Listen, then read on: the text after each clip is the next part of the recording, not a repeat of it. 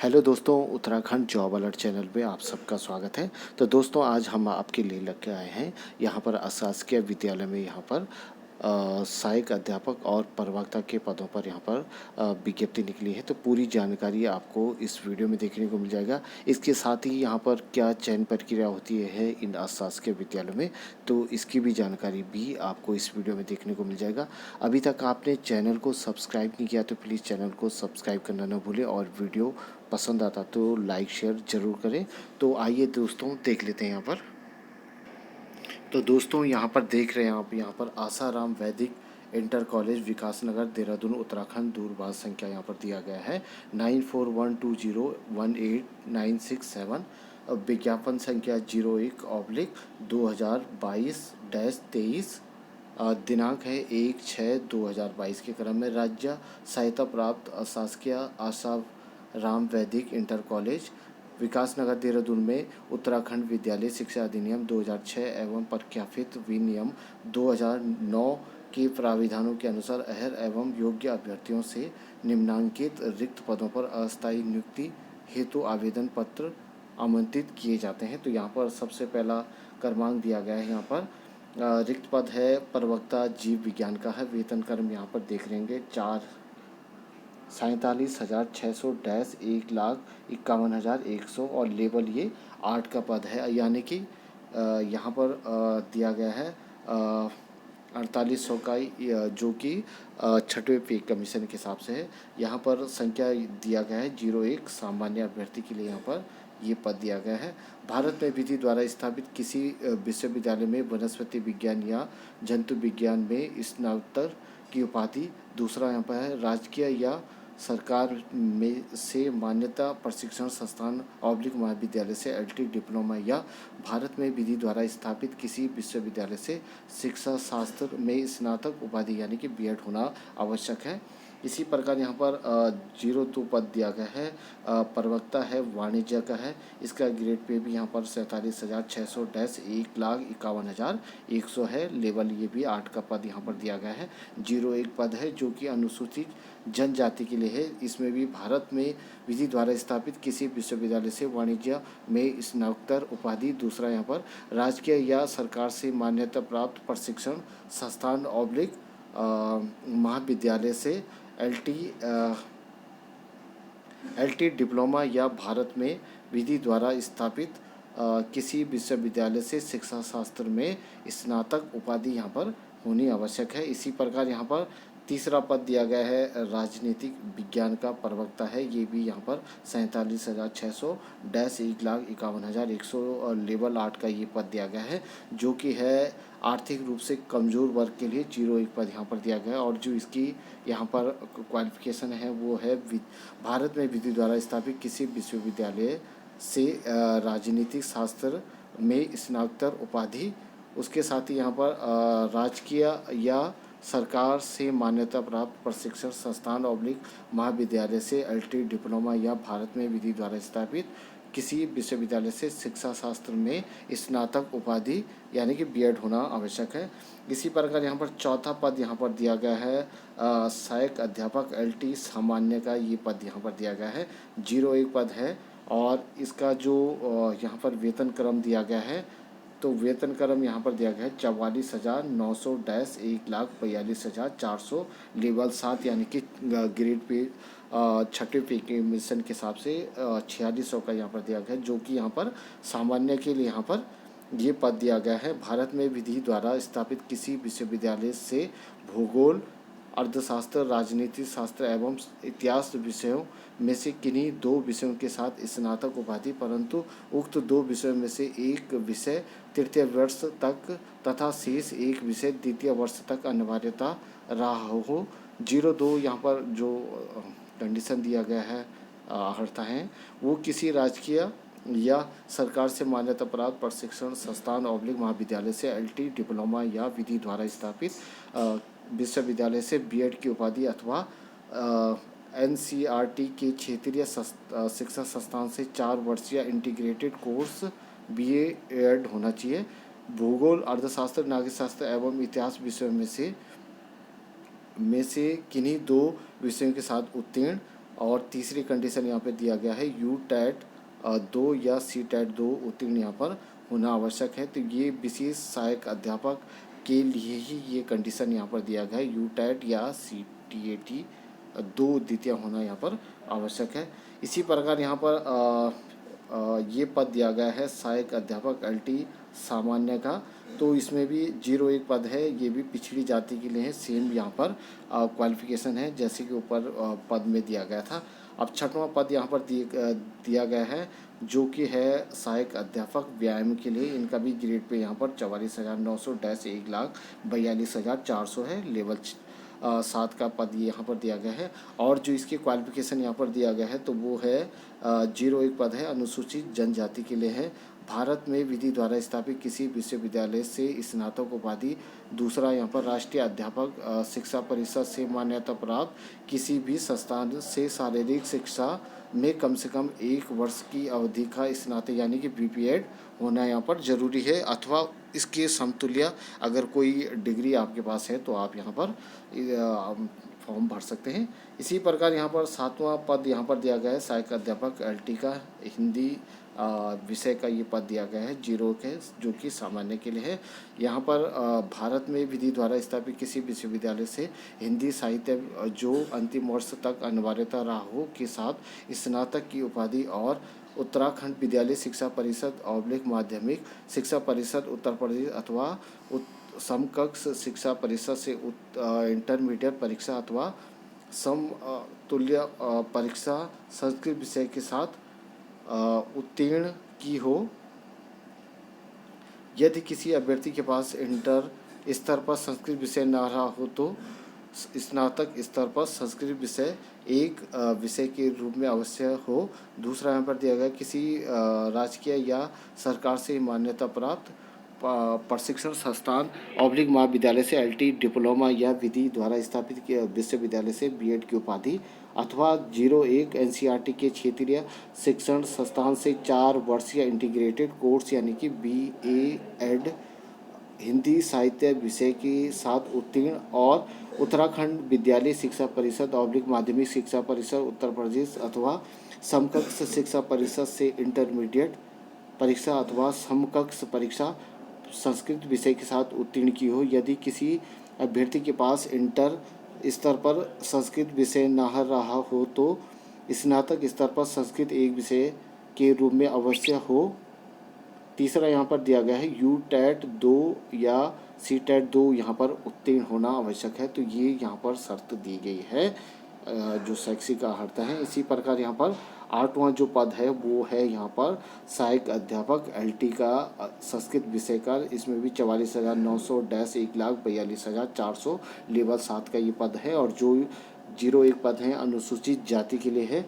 तो इसमें शैक्षिक अर्हता है भारत में विधि द्वारा स्थापित किसी विश्वविद्यालय से संस्कृत साहित्य जो कि अंतिम वर्ष में अनिवार्यता रहा हो के साथ स्नातक उपाधि और उत्तराखंड विद्यालय शिक्षा परिषद माध्यमिक शिक्षा परिषद उत्तर प्रदेश अथवा समकक्ष परीक्षा शिक्षा परिषद से इंटरमीडिएट परीक्षा अथवा समकक्ष परीक्षा हिंदी विषय के साथ उत्तीर्ण की हो। यदि किसी अभ्यर्थी के पास इंटर स्तर पर हिंदी विषय न रहा हो तो स्नातक स्तर पर हिंदी एक विषय के रूप में अवश्य हो। दूसरा यहाँ पर दिया गया है किसी राजकीय या सरकार से मान्यता प्राप्त प्रशिक्षण संस्थान महाविद्यालय से LT डिप्लोमा या विधि द्वारा स्थापित विश्वविद्यालय से BEd शिक्षा शास्त्री की उपाधि या 01 विधि द्वारा स्थापित किसी संस्कृत विश्वविद्यालय अथवा सरकार से मान्यता प्राप्त किसी संस्कृत महाविद्यालय से शास्त्री की उपाधि 02 यहाँ पर दिया गया है। किसी राजकीय या सरकार से मान्यता प्राप्त प्रशिक्षण संस्थान महाविद्यालय से LT डिप्लोमा या विधि द्वारा स्थापित किसी विश्वविद्यालय से BEd शिक्षा शास्त्री की उपाधि 01 यहाँ पर दिया गया है। NCERT के क्षेत्रीय शिक्षण संस्थान से 4 वर्षीय इंटीग्रेटेड कोर्स संस्कृत विषय के साथ उत्तीर्ण। और तीसरा यहाँ पर दिया गया यू टैट 2 या सी टैट 2 उत्तीर्ण यहाँ पर होना आवश्यक है। तो ये शैक्षिक योग्यताएं इन सभी सब्जेक्टों को लेकर दी गई है। अब आवश्यक निर्देश यहाँ पर दिए गए हैं इस भर्ती को लेकर। तो यहाँ पर ये भी देख लें तो यहाँ पर 01 यहाँ पर पहला जो निर्देश दिए गए हैं तो उसमें देखते हैं, उपरोक्त पदों हेतु आवेदन पत्र मुख्य शिक्षा अधिकारी मयूर बिहार देहरादून कार्यालय से प्रति प्रपत्र 300 रुपये का रेखांकित पोस्टल ऑर्डर या बैंक ड्राफ्ट मुख्य शिक्षा अधिकारी देहरादून के दे भुगतान कर विज्ञापन प्रकाशन की तिथि से 21 दिनों के भीतर किसी भी कार्य दिवस से प्राप्त किया जा सकता है। नगद भुगतान किसी दशा में स्वीकार्य नहीं होगा।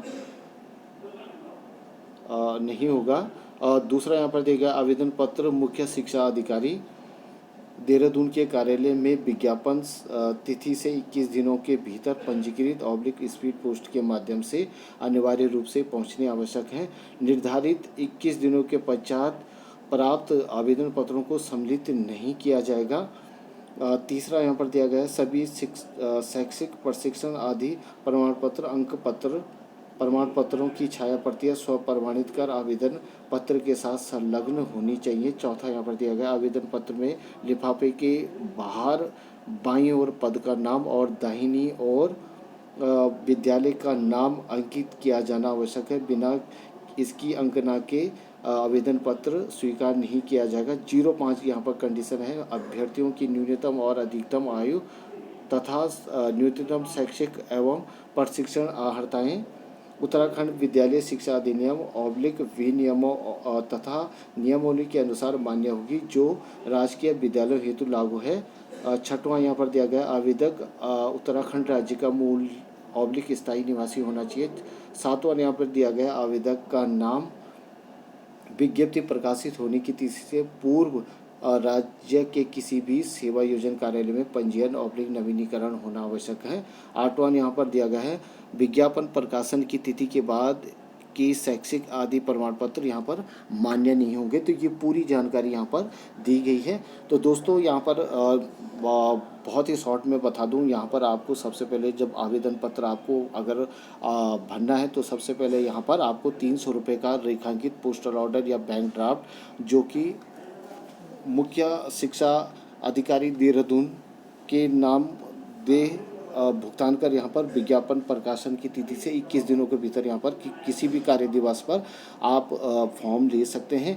उसके बाद यहाँ पर आवेदन पत्र आप मुख्य शिक्षा अधिकारी देहरादून के कार्यालय में 21 दिनों के भीतर यहाँ पर पंजीकृत या स्पीड पोस्ट के माध्यम से अपना फॉर्म स्वप्रमाणित अंक पत्रों सहित यहाँ पर आवेदन कर सकते हैं। आवेदन करने के पश्चात यहाँ पर बाईं ओर यहाँ पर लिफाफे के आपको पद का नाम लिखना है और दाहिनी ओर यहाँ पर विद्यालय का नाम यहाँ पर अंकित होना आवश्यक है। ये ज़रूर आप यहाँ पर देख लें।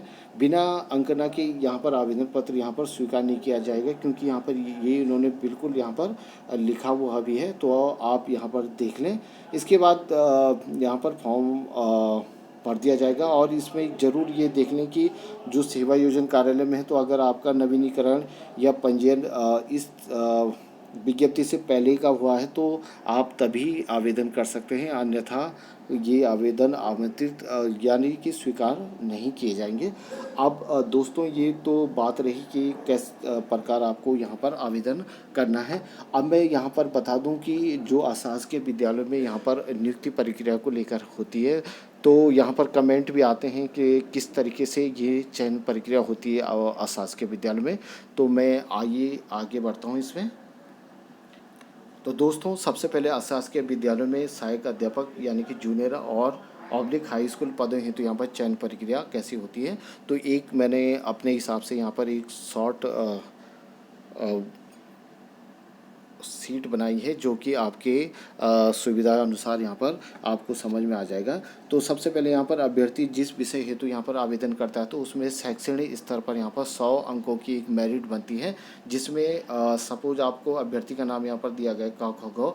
हाई स्कूल का यहाँ पर कुल प्राप्तांक का 1 गुणांक होता है, इंटर का कुल प्राप्तांक का 1 गुणांक, स्नातक कुल प्राप्तांक का 2 गुणा, बीएड यहाँ पर कुल प्राप्तांक का 2 गुणांक और टीएटी द्वितीय यहाँ पर कुल प्राप्तांक का 4 गुणा यहाँ पर इसी हिसाब से यहाँ पर मेरिट बनती है। उसके बाद मेरिट तैयार होने के बाद यहाँ पर मेरिट में टॉप 7 जो अभ्यर्थी होते हैं उनको यहाँ पर इंटरव्यू के लिए बुलाया जाता है।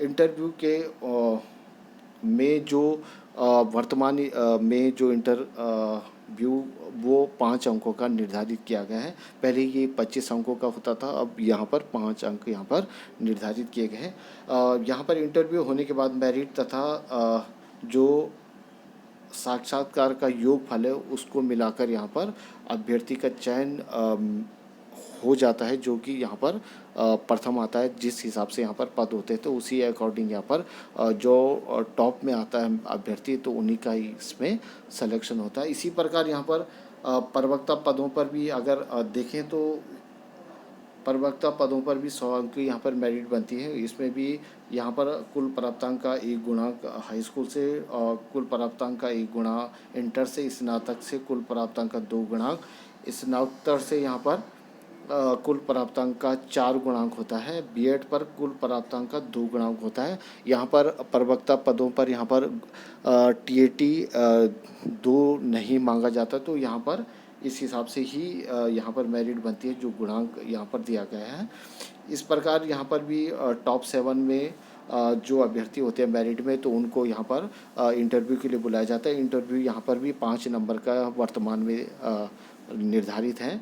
तो इंटरव्यू और जो मेरिट गुणांक है उसी के आधार पर यहाँ पर जिस अभ्यर्थी का चयन यहाँ पर प्रथम सूची में आता है जो अभ्यर्थी, उसी का चयन यहाँ पर होता है। तो इस प्रकार की शासकीय विद्यालय में वर्तमान में चयन प्रक्रिया है।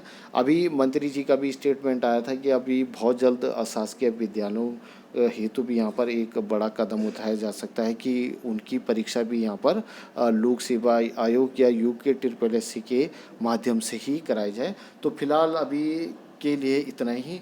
मैं नई अपडेट के साथ फिर एक बार आपके सामने फिर हाजिर हूँगा। तब तक के लिए जय हिंद, जय भारत, नमस्कार।